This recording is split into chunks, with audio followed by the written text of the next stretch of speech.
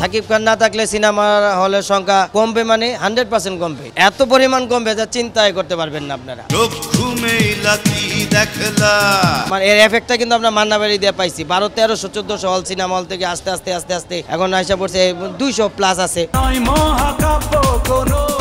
সাকিব কেন্দ্রিক কিছু cinema hall আছে, সাকিব খানের ছবি ভালো চলে। ঈদ ও ঈদের পরেও এই সিনেমাগুলোই তো একদম ধ্বংস হয়ে যাবে। সাকিব যেভাবে 26 বছরে তৈরি হয়েছে এরকম তো আমি আর করে দেখি না 26 বছরে তৈরি হয়ে আসবো। 1 বছর 6 মাস চলার দিন আর আসবে না এই পৃথিবীতে। যতদিন সাকিব কেন যদি আরো সাকিব তৈরি হয় এই দিন আর আসবে না। এক সিনেমা 1 বছর 6 মাস চলবো ওই দিন আর আসবে না। যারা বলে এটা সব চাপাবাজি করে। আর সাকিবের বিকল্প বর্তমানে সাকিব খানের বিকল্প আর কেউ আসবে না। আপনার কি মনে হয় যে না যদি সাকিব খান না থাকে ইন্ডাস্ট্রিতে তাহলে কি বর্তমানে যেই সিনেমা হলগুলো আছে সেই সিনেমা হলের সংখ্যাও কমে যাবে?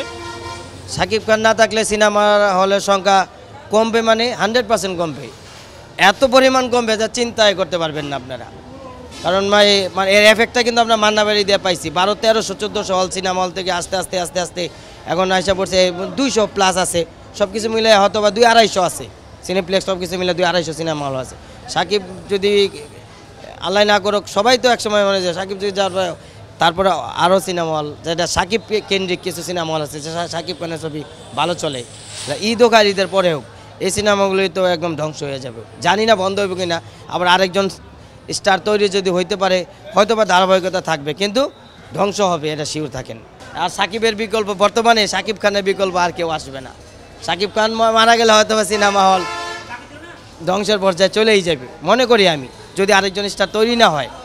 আর সাকিব যেভাবে 26 বছরে তৈরি হয়েছে এরকম তো আমি আর করে দেখি না 26 বছরে তৈরি হয়ে আসবো। আমি তো আমার চোখে আর কেউ নাই।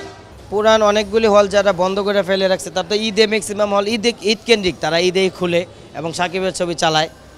এটা সত্য, সাকিবের ছবি দিয়েই চালায় আবার বন্ধ করে দেয়। কারণ ঈদের পর তার ছবি থাকে না। এই তাণ্ডব কয়দিন চলবে? 1 বছর চলবে ভাই? হ্যাঁ, একটা 2 মাস চললো তাণ্ডব, 2 মাস চললো।